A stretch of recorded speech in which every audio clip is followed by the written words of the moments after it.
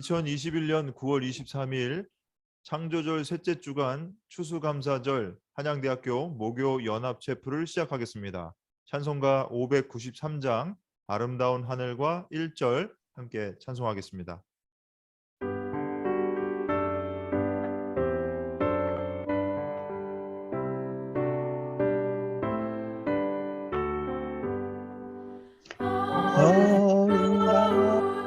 하늘과 묘한 세상 주시고 하늘의 복도 우리 질러 주시니 우리 주님의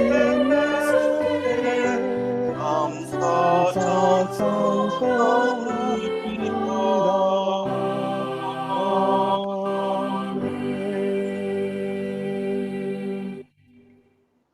강주섭 교수님께서 우리의 기도를 인도해 주시겠습니다.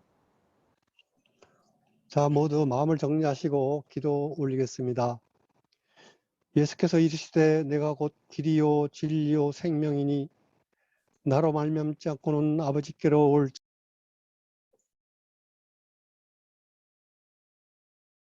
저희의 소망이 되시고 교회의 머리가 되시는 살아 역사하시는 하나님께 찬양과 경배를 올려드립니다.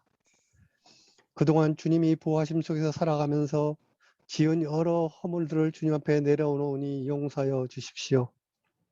주님, 저희에게 주님의 보혈의 사랑을 항상 기억하게 하시고 저희가 범죄치 않도록 은혜를 더하여 주시고 저희의 삶 전체가 예배가 되기를 원합니다. 생활의 모든 부분에서 하나님을 인정하고 주님께서 명하신 대로 증인이 될 수 있도록 도와주십시오. 주님, 감사합니다. 2021년도 여전히 코로나 전염병으로 인해 많은 고통을 겪고 있지만 어느 곳에서도 우리를 돌보시는 주님이 계시기에 오늘도 비대면으로 주님께 예배와 찬양을 올리기 위하여 같은 시간에 이렇게 모였습니다.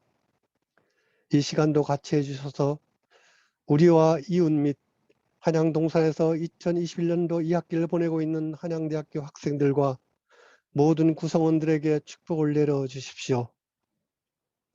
이 한양동산의 많은 젊은이들, 특히 외국에서 학업에 대한 열정의 뜻을 두고 유학 온 학생들을 주님 기억하시고 이번 학기에도 이 젊은이들이 모두가 더욱 성숙하고 세계 시민으로서 새로운 리더십을 배우는 한 학기가 되게 하시며 그들에게 학업에 대한 열정과 용기를 더욱 더하여 지도자로서 단단히 준비하는 시간이 되게 하옵소서. 이 거룩한 목요 체포를 통하여 선포되어지는 하나님 말씀이 있습니다. 말씀을 받아서 굴복하게 하시고 아멘으로 순종하는 그리스도인이 될 수 있도록 은혜를 주옵소서. 하나님이 한양대학교 가정 이웃을 다스려 주옵소서. 여호와를 앙망함으로 이천진 목사님이 선포되신 하나님 말씀을 통하여 새로운 힘의 공급을 받아 힘있고 소망 넘치는 한 주간이 되게 하옵소서. 오늘 드리는 촛불 예배에 감동을 더해 주시고 영감이 넘치게 하시며 은혜가 충만하게 하옵소서. 오늘도 동행하며 저희에게 힘과 위로가 되시는 예수님의 이름으로 기도합니다. 아멘.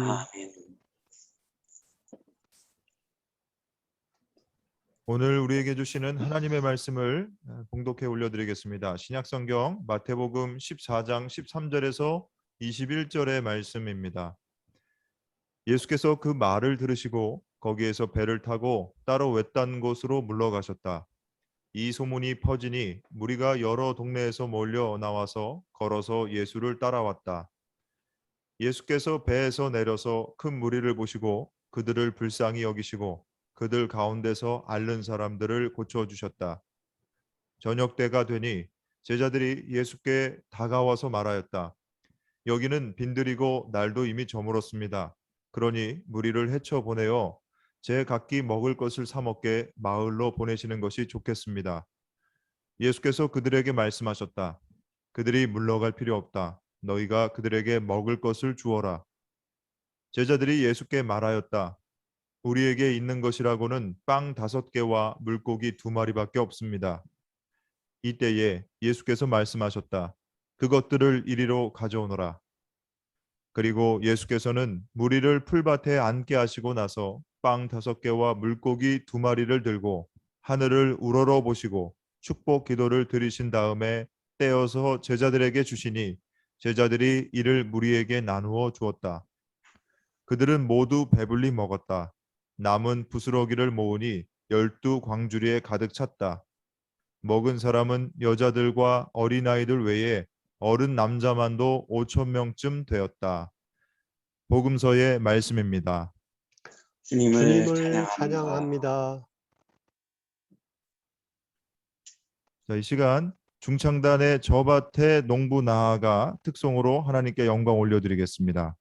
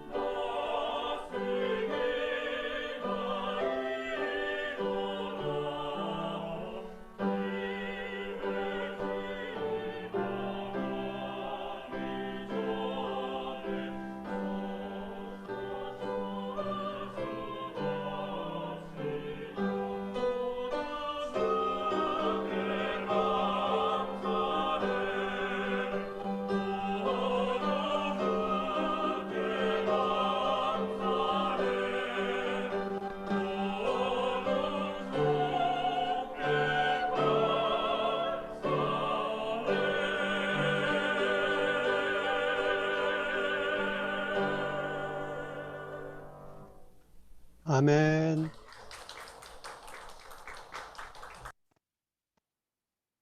오늘 주신 본문 말씀을 가지고 교목실장이신 이천지 목사님께서 하늘을 우러러라는 제목의 말씀 전해 주실 때에 이곳에 계신 저와 여러분에게 큰 은혜 되실 줄로 믿습니다. 네, 인사 나누겠습니다. 안녕하세요. 안녕하세요. 안녕하세요.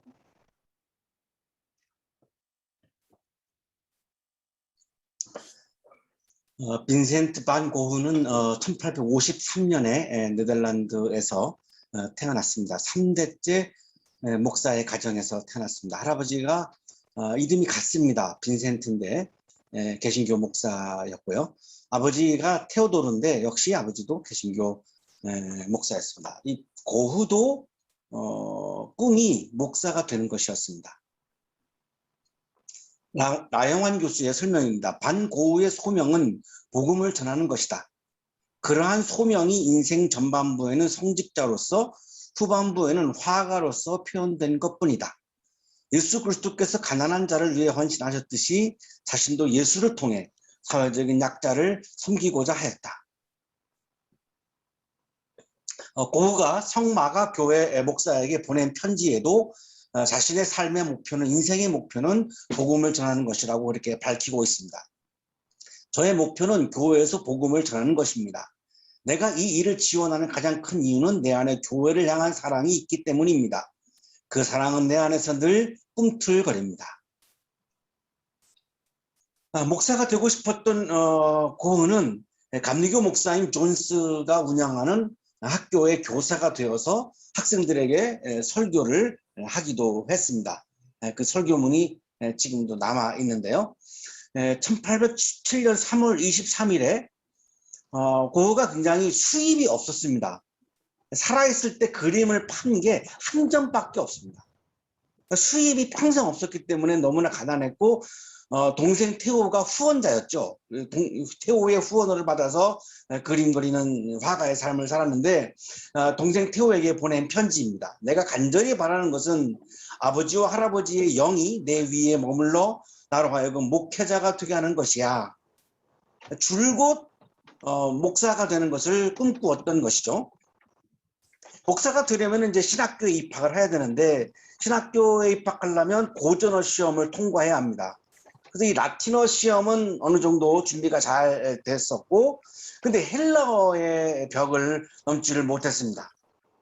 그래서 결국은 신학교 입학을 포기를 합니다. 그리고 25세에 탄광촌에 들어가서 전도사로서 사역을 합니다. 수습 기간이 끝날 무렵에 그가 속한 이 복음교회에서 평가를 내렸는데 고흐가 성직자가 되기에 부적절하다라고 하는 결론을 내립니다. 그 이유는 고흐가 광부들과 똑같이 옷을 입고 광부처럼 살았기 때문에 목회자가 될 수 없다라고 하는 그런 이유였습니다. 좀 납득하기 어렵죠. 그래서 고흐는 새로운 목표를 찾아서 이제 몸부림을 쳤고 그러다가 발견한 것이 그림입니다. 차선책입니다. 원래는 목사가 되고 싶은 것이 제1의 목표였고 그것이 실패하자 차선책으로 이제 그림을 선택을 했고 생을 마감할 때까지 37살에 세상을 떠났는데요. 한 손에는 성경, 한 손에는 붓 이렇게 들고 두 개를 들고 한평생을 살았던 그런 사람입니다. 마지막 이제 후반기에 가가지고 하늘을 많이 그렸죠. 새 그루의 나무와 붉은 하늘도 역시 하늘을 그렸고요. 사이프러스 나무도 역시 하늘이 나타나고 하늘을 많이 그렸고 1889년 36세 그러니까 죽기 1년 전입니다. 아파서 몸과 마음이 아파서 생레미 요양원에서 요양을 했는데 거기에서 별이 빛나는 마음이라고 하는 그 유명한 그림을 그렸습니다. The Starry Night 영어로 하면 그렇게 되는데요. 존 맥클리라고 하는 팝 가수가 이 그림을 보고 영감을 받아서 불렀던 노래가 Starry Starry Night 이런 그 빈센트라고 하는 노래를 불렀는데 바로 이 그림을 보고 영감을 얻었던 그런 노래였죠. 이 별이 빛나는 밤이라고 하는 그림을 보시면 3분의 2가 하늘입니다. 그만큼 고흐의 마음에는 하늘을 우러러 보는 마음이 굉장히 가득 차 있었던 것을 우리들에게 보여주고 있죠. 왼쪽에 보시면 사이프러스 나무가 있는데 하늘과 맞닿아 있죠. 계속 이 고흐의 마음은 하늘을 향하고 있는 거죠. 그리고 하늘에는 12개의 별이 빛나고 있습니다. 12지파, 12제자 이런 것들이 자꾸만 상상이 되게 하는 그런 고흐의 마음이고요. 아래로 오시면은 올리브 나무로 이렇게 둘러싸여 있는 마을이 있는데 그 마을 한가운데 교회가 있습니다. 그리고 교회에 종탑이 있죠. 그 종탑이 하늘과 닿고 있죠. 그러니까 사이프러스 나무도 하늘과 맞닿고 있고 종탑도 하늘과 맞닿고 있죠. 그러니까 고흐의 마음은 하늘을 우러러보면서 하늘과 마을을 연결시키고자 하는 마음이 굉장히 많았던 거죠.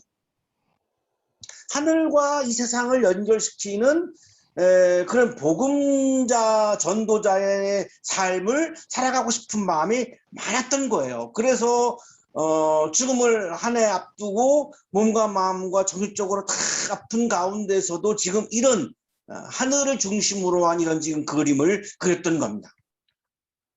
근데 이 그림을 그릴 때 하늘을 직접 본 게 아니죠. 요양원 안에서 상상하면서 그린 겁니다. 그러니까 그만큼 이 고흐의 마음속에는 하늘을 우러러 보는 마음이 가득했던 거죠. 그리고 사이프러스 나무를 하늘과 맞닿게 그리죠. 하늘을 자꾸 닿고 싶은 거죠. 종탑도 하늘과 맞닿은 종탑으로 그리고 있죠. 계속해서 이 고흐는 하늘을 바라보고 하늘과 나의 삶, 하늘과 이 세상의 삶을, 하늘과 마을의 삶을 연결하고 싶었던 마음이 강했던 거죠. 12개의 별도 하늘을 바라보면서 여전히 꿈을 꾸는, 하나님 나라를 향한 꿈을 꾸는 그 마음을 우리들에게 보여주고 있고요.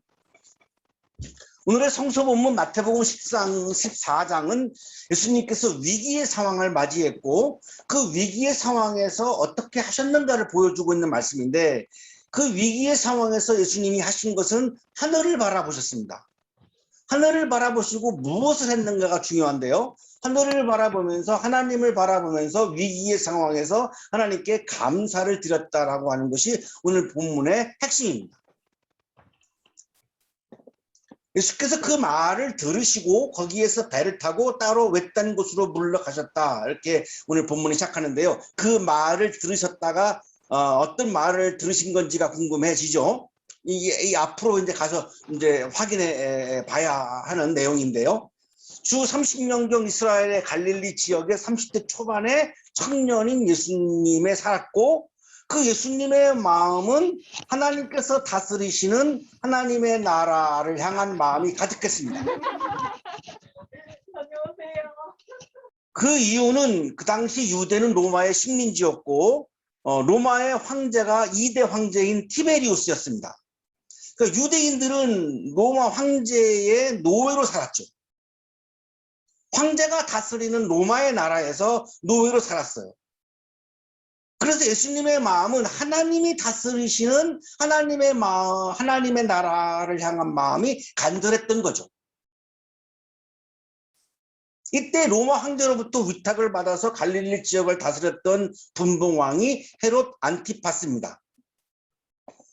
이 헤롯 안티파스는 로마 황제 티베리우스를 위해서 수도인 세포리스를 건설했고 그리고 로마식 휴양 도시인 티베리아스 우리가 잘 알고 있는 디베랴입니다. 디베랴. 이 디베랴라고 하는 로마식 휴양 도시를 건설했습니다. 이때 유대인들은 엄청난 강제 노동에 동원되었죠. 그러니까 하나님이 다스려야 이런 강제 노동으로부터 해방할 수 있는 거죠. 로마 황제가 다스리는 한 계속해서 이렇게 강제 노동에 시달리고 노예로 살아야 하는 거죠. 이때 세례 요한이 등장해서 하나님의 나라를 선포합니다. 마태복음 3장 2절에 있습니다. 하늘나라가 가까이 왔다. 헤롯 안티파스가 이 이야기를 듣고 로마 황제의 나라를 하나님의 나라라고 주장하니까 세례 요한의 목을 베어버린 거죠. 이 나라가 로마 황제의 나라인데, 티베리우스의 나라인데 감히 어디서 이거를 하나님 나라라고 이야기를 하느냐. 이거는 역적이다 이래가지고 그냥 세례 요한의 목을 베어 버렸는데, 그 세례 요한의 목을 베는 그 과정이 또 굉장히 아주 전설 중에 하나죠. 지금 보시는 이 그림에 세례 요한의 목이 이렇게 베어서 지금 나오고 있죠. 지금 이 세례 요한의 목을 받고 있는 사람이 지금 헤롯 안티파스죠. 그리고 이 세례 요한의 목을 들고 있는 것이 살로메입니다. 딸이죠. 그리고 그 맞은편에 부인인 헤로드인가요? 이렇게 있죠. 헤로디아스. 루카스 크라나흐의 그림인데 정말로 뭐 아주 끔찍한 그런 장면을 우리들에게 보여주고 있죠. 이 그림도 역시 폴 드라로슈의 그림인데 왼쪽 아래 자세히 보시면 어두워서 안 보일 수도 있는데요. 세례 요한의 목이 쟁반 위에 이렇게 놓여져 있죠. 이 유명한 티치아노 이탈리아 화가의 그림인데 역시 이 그림도 지금 살로메가 세례 요한의 목을 이렇게 들고 있는 그런 그림을 이렇게 그렸습니다. 헤롯이 하나님의 나라를 선포하는 세례 요한을 죽였다라고 하는 이야기를 예수께서 들은 거죠. 여기서 예수께서 그 말을 들으시고 해서 그 말은 헤롯이 세례 요한의 목을 베었다라고 하는 그 말입니다. 근데 예수님의 마음에도 하나님의 나라를 품고 있었죠. 그러니까 예수님이 사리를 느낀 거죠. 그래서 배를 타고 외딴 곳으로 물러가신 겁니다. 이 소문이 퍼졌고 많은 사람들이 예수님을 따라옵니다.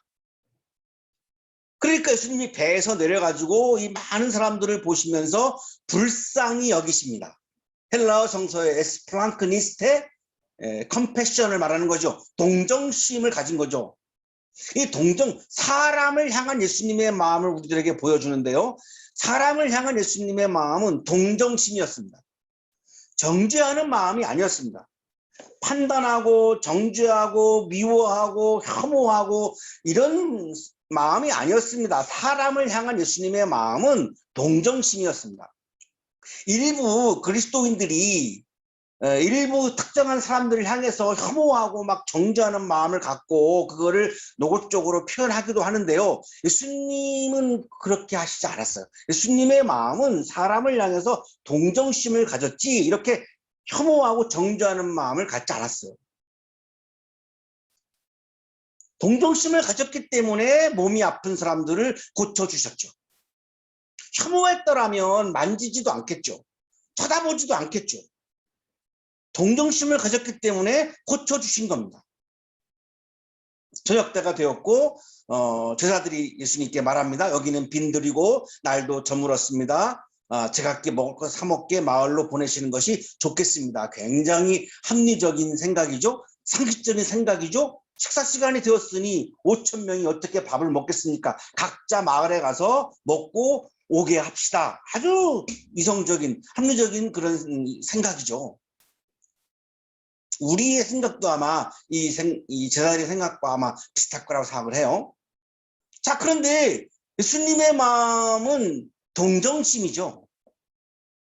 그들이 물러갈 필요 없다. 너희가 그들에게 먹을 것을 주어라. 사람을 향한 마음이 동정심이었기 때문에 예수님은 그들에게 먹을 것을 주기를 원하셨던 거죠. 우리에게 있는 것이라고 하는 빵 5개와 물고기 2마리밖에 없습니다. 그 당시에 1인분 식사, 일상 식사입니다. 빵 5개, 물고기 2마리. 그러니까 빵이 아마도 크기가 작았던 것 같아요. 예, 이게 1인분 식사 양이라고 하는 걸 보면 굉장히 빵 크기가 작았던 것 같고요. 이게 1인분 정도의 일상 음식이 갖고 있는 거죠. 그리고 먹어야 되는 사람은 5천 명이죠. 자, 예수님의 입장에서는 위기죠. 1인분 가지고 어떻게 5천 명을 먹입니까? 이게 위기죠. 근데 안 먹이면 어떻게 되죠? 줄곧 하나님의 아들이라고 강조했는데 이 5천 명을 먹이지 못하면 하나님의 아들이라고 강조해온 이 하나님의 아들이라고 하는 이야기가 무너지게 되죠. 그래서 위기인 거죠. 그것들을 이리로 가져오너라. 자, 이 위기의 상황에서 예수님이 하시는 장면이 중요합니다. 빵 5개와 물고기를 2마리를 들고 하늘을 우러러 보셨습니다. 자, 위기의 상황에서 예수님이 하신 것은 하늘을 우러러 보신 거죠. 하나님을 바라본 겁니다. 어렵죠. 예. 우리도 이렇게 해야 되는데 쉽지 않죠. 자꾸 현실을 자꾸 이렇게 크게 확대해서 자꾸만 내가 보게 되지, 위기의 상황이 왔을 때 하나님을 바라본다, 하늘을 우러러본다, 이게 쉽지 않아요. 예수님은 위기의 상황에서 하나님을 바라봤어요. 하늘을 우러러 보셨어요. 그리고 축복 기도를 들으셨어요. 이 축복 기도라고 하는 단어가 굉장히 중요한데요. 헬라어 성서에는 유로게오라고 되어 있고요. 유로게오는 영어로 옮기면은 thanks입니다. 감사를 드렸다라고 하는 겁니다. NIV 영어 성서에는 아예 이렇게 되어 있어요. He gave thanks. 이게 여기 우리말 성경에 축복 기도를 드렸다라고 하는 이 귀절이 NIV 영어 성서에는 He gave thanks. 왜냐하면 유로게오를 더 정확하게 번역을 한 거죠. 예수님은 하나님께 감사를 드렸다는 겁니다. 위기의 상황에서 예수님이 한 것은 하나님을 바라보면서 불평하고 원망한 것이 아니라, 절망한 것이 아니라 감사를 드렸다라고 하는 점이에요. 사람을 향해서는 동정심을 가졌고 하나님을 향해서는 감사의 마음을 품으신 거죠. 김영경 교수의 주석입니다. 신약 성서학자인데요. 축사하다, 유로게오는 하나님께 감사의 기도를 드린다는 뜻이지 음식에 축복했다는 뜻은 아니다. 유대인들의 관습에 따르면 가장이 음식을 두고 하나님께 감사를 드리곤 했다. 우리가 식사 기도를 할 때에 이 음식을 주셔서 감사합니다, 이렇게 기도하는 거지, 이 음식에 복을 내려주십시오 이렇게 기도하는 것이 아니잖아요. 감사를 드리는 것처럼 예수님도 감사의 기도를 드렸던 것이죠. 그리고 떼어서 제자들에게 주십니다. 그리고 제자들이 이것을 무리에게 나누어 주지요. 그때 모두 배불리 먹습니다. 예수께서 하나님을 바라보면서 감사를 드렸고, 그 감사를 드리는 상황에서 모든 사람들이 배부르게 먹는 하나님 나라의 사건이 일어난 거죠. 이성적 사건이 아니라, 합리적 사건이 아니라 하나님의 나라에서 일어나는 하나님 나라의 사건이 일어난 거죠. 이때 예수님은 종교, 이념, 성, 인종, 출신 지역을 따지지 않고 모든 사람에게 먹을 것을 나눠줬습니다. 그들은 모두 배불리 먹었다, 이렇게 돼 있죠. 모두. 여기서 사람을 편가르거나 나누지 않았습니다. 어떤 그리스도인들은 우리 기독교 신앙이라고 하는 것을 가지고 자꾸 편가르기를 하시는 분들이 계시는데요. 예수님은 편가르기를 하지 않았어요. 종교, 이념, 성, 인종, 출신, 지역 이런 걸 가지고 편가르기를 하지 않았어요. 모든 사람에게 먹을 것을 나누어 주셨어요. 그리고 남은 부스러기를 모았더니 12광주리에 가득했던 거죠. 먹은 사람이 여자들과 어린아이 외에 남자만도 5,000명이었다라고 우리에게 말씀하고 있죠. 진정한 그리스도인은 사람을 차가운 마음으로 정죄하지 않고 동정심으로 사랑하는 사람이 진정한 그리스도임을 말씀하고 있죠. 진정한 그리스도인은 위기의 상황에서 불평과 원망을 하지 않고 하나님을 바라보면서 감사를 드리는 사람임을 우리들에게 말씀해 주고 있죠. 그때 그 자리에서 하나님의 나라가 이루어지고 하나님의 나라의 잔치가 벌어짐을 말씀해 주고 있습니다. 우리 청년들이 위기의 상황을 살아가고 있죠. 굉장히 아픈 시간을 살아가고 있고 절망의 시간을 살아가고 있고, 그 위기의 상황에서 여러분이 하고 있는 것은 무엇일까? 나도 모르게 불평, 원망, 절망이 나올 때가 많겠죠. 자, 그러나 30대 초반의 청년 예수는 불평과 원망을 한 것이 아니라 그 위기의 현실을 확대해서 본 것이 아니라 냉정하게 그 위기 현실을 보면서도 하늘을 우러러 하나님을 바라보면서 불평하고 원망한 것이 아니라 감사를 드렸다라고 하는 겁니다. 그때에 하나님의 나라가 도래하고 하나님 나라의 기쁨이 가득한 삶이 나에게 이루어진다라고 하는 것을 보여주고 있어요. 여러분의 마음속에 위기를 맞이하고 있는 여러분의 마음속에 불평과 원망의 마음이 아니라 하나님을 바라보면서 하나님께 감사를 드리는 감사의 마음이 충만해서 하나님 나라를 경험하고 하나님 나라의 기쁨을 경험하는 여러분의 삶이 되시기를 주님의 이름으로 축복합니다. 기도드리겠습니다.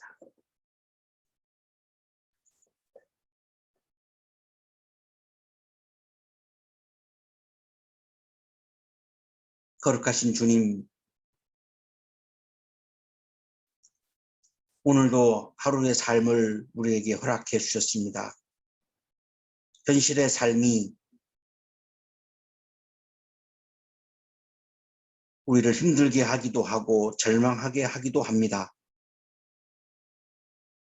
그럼에도 불구하고 우리가 믿음이 있기에, 신앙이 있기에, 예수를 따르기에 예수님처럼 이 위기의 상황에서, 절망의 상황에서 불평과 원망의 마음을 품지 않고 하나님을 바라보며 감사의 마음을 품게 하여 주시니 감사합니다.